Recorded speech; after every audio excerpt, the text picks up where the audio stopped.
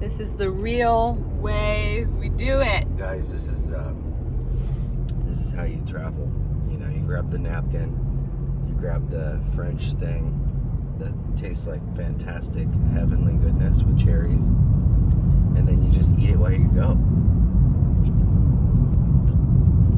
You know, we don't have to do this fancy stuff all the time, you know?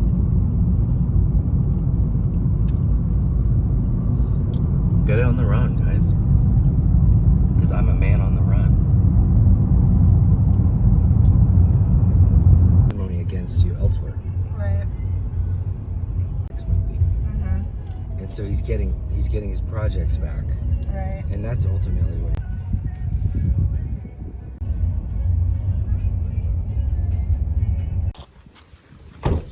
You got another one.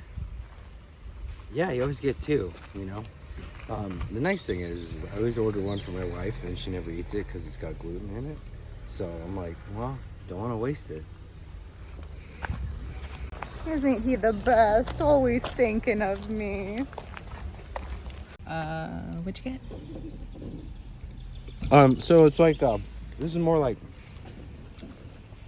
a very light cheesecake with the raspberries. I mean, the raspberries here are on point. They are perfect. A little soft. I don't know. Let's call it a cake mix. And then there's like a raspberry cream at the bottom. They put raspberries on top to let you know there's raspberries on the bottom. That's how good the raspberries are.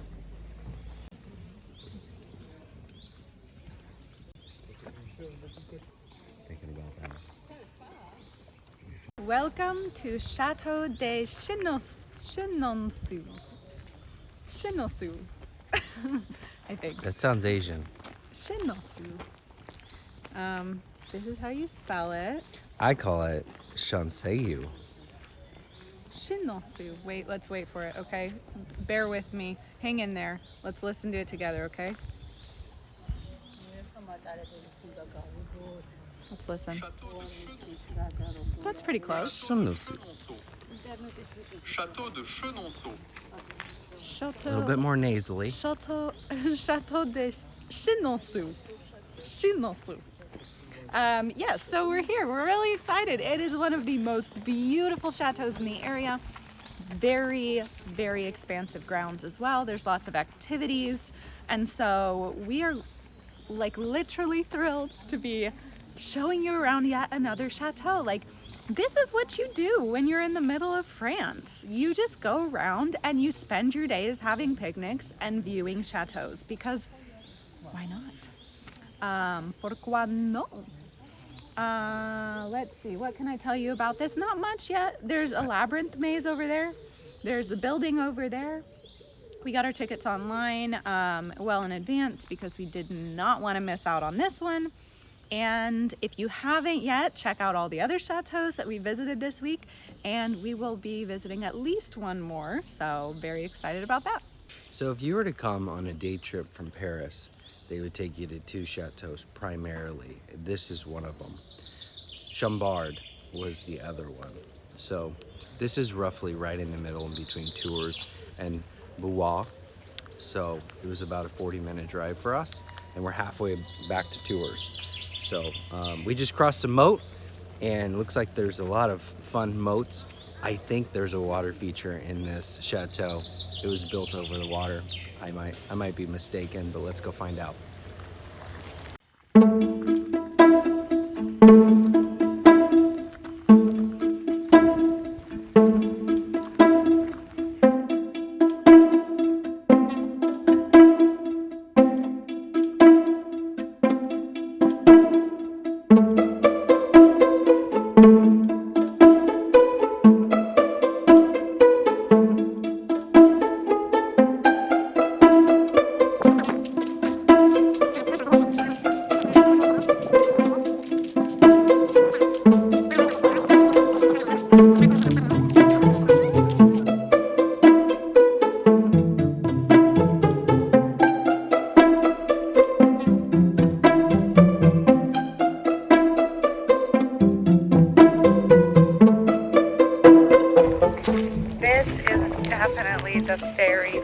vibes. Look at that.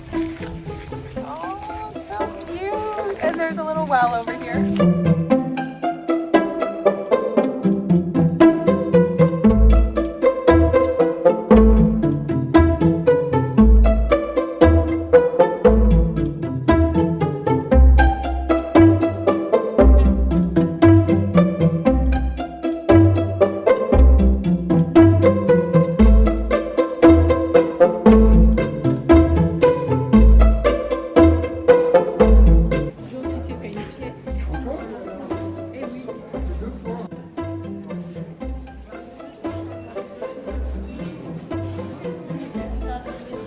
Thank you.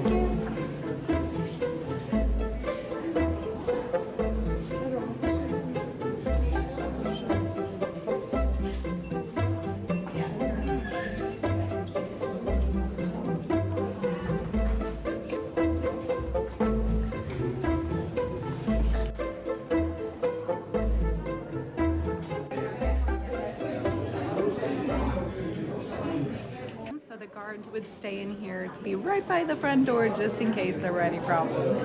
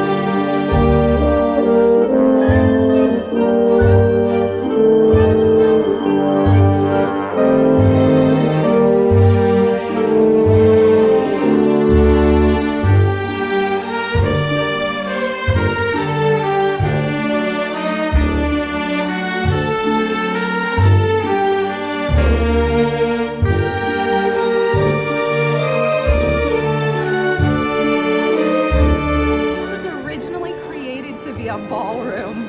Can you imagine in the 1500s or the 1600s being invited to a ball in this place? Like, how magical. I doubt at that point anyone had ever even conceived of this. You're literally over the river in a ballroom that's 6 meters by 60 meters, and the whole thing is filled with light, 18 windows, which back in the day, you know, glass and glass windows were a luxury.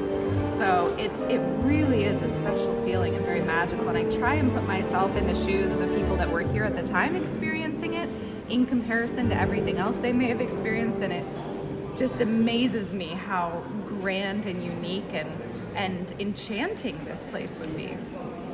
So this construction was actually built where there used to be a mill. So back in the day, there was a mill here over the water, and the kind of pier was created for the mill. And so the family who bought this destroyed the mill and then built their own chateau in its place. A huge piece of history associated with this chateau is that during World War II, this bank was occupied and this bank was free. And so the people who were trying to run for their lives and get out of the occupied zone would actually use this very hallway as they were running to save their lives and to get free and to get into the free zone during World War II. So literally, like, can you imagine? It went from a grandiose ballroom where you had these amazing parties to people literally running for their lives across to a space that was free. It's just, wow, what this castle has seen so much. Wow. So this was the door to safety.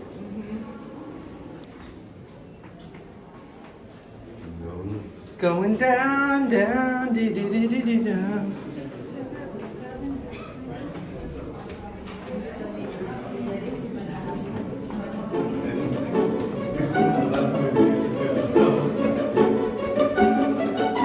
There's Henry.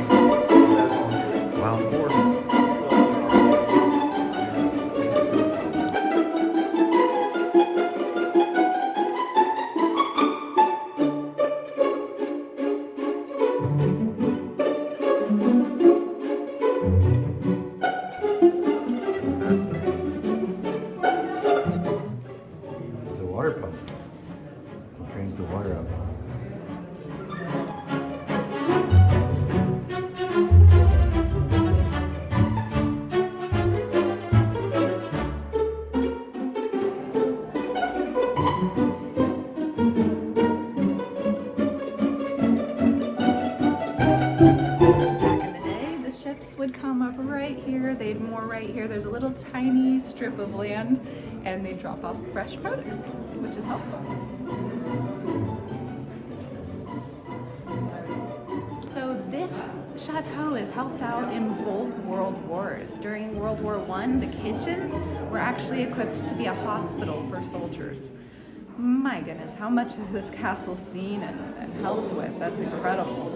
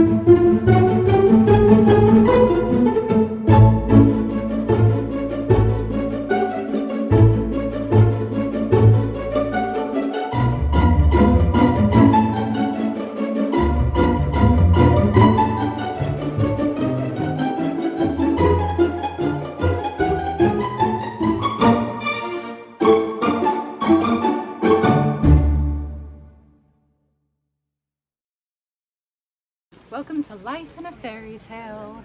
I mean, to be honest though, the castle's seen a lot of really traumatic things, but it is amazing, isn't it, how we can kind of associate castles and chateaus with fairy tales and perfect stories. It is remarkable, the strength and the situations that people have had to endure in the past and how things like this have been helpful to them. I think that really sticks with me the most and kind of stands out about what makes this place so unique is the way that it was really used to save lives during really treacherous and difficult times.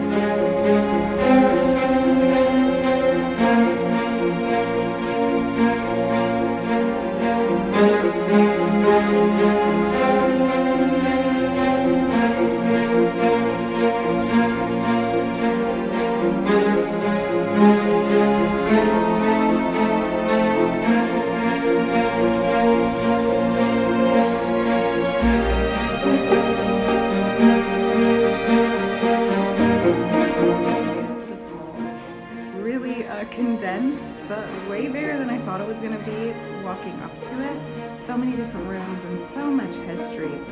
I love how each chateau has such a unique personality, and it's been really fun to see the inside of this one with you guys today. I'd love to hear your thoughts. What do you think? Did you like it? Would you want to live here? Of all the chateaus that we're visiting, would this one be your pick? Or is there another one still your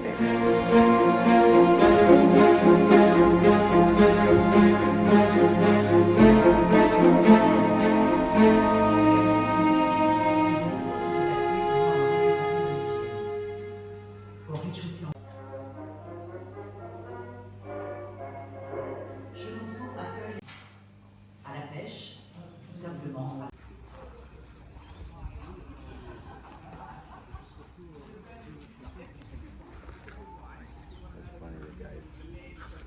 The guide over there says if you want to buy wine, you can buy wine, but it's not the best wine to buy.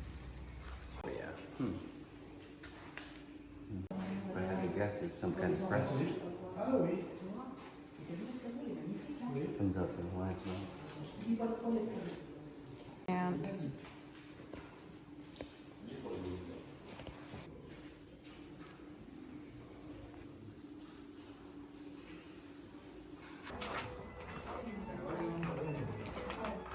what do you think? It's fun down here. We got a little bar set up, all the old barrels, and the lift here so they can move them and turn them. So cool.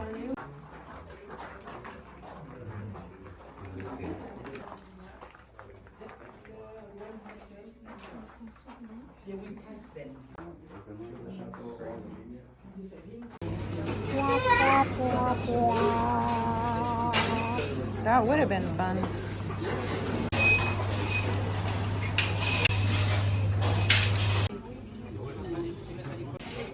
Unfortunately, the really nice restaurant was closed, but I mean, I literally cannot complain sitting here at the cafe with the view of the chateau.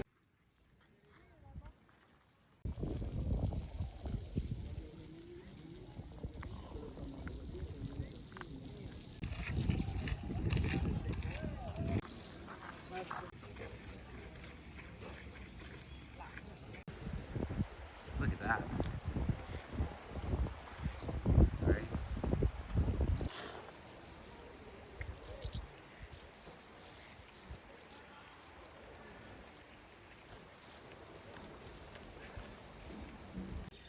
One of the things I really loved about this chateau is that it was really well preserved and cared for. I feel like a lot of times when you visit castles or chateaus, there's like empty spaces, empty rooms, and of course the histopad, I think is what they call them, definitely helps kind of create that atmosphere and vibe so you can kind of see it how it was back in the day. But I feel like here, they made it feel very much like people could be living in it still. There were so many beautiful flowers that were fresh. There were evergreen trees in the gallery, that main hall, the ballroom, and it smelled so good. In every room, it smelled like a different flower, and the fireplaces were fitted with these fake, you know, flame-looking replicas, and so it felt like people were or could actually be still living there. Yeah, so I really appreciated that. The decoration, it's almost like they had an interior designer come in, I'm sure they did, and decorate it, and I felt like that was just really special. Yeah, so definitely recommend this one. In terms of the visual appeal, I would say this one is top-notch. Absolutely. Jeremy's just flying the drone. I'm going for a little walk in the woods with you guys, hanging out.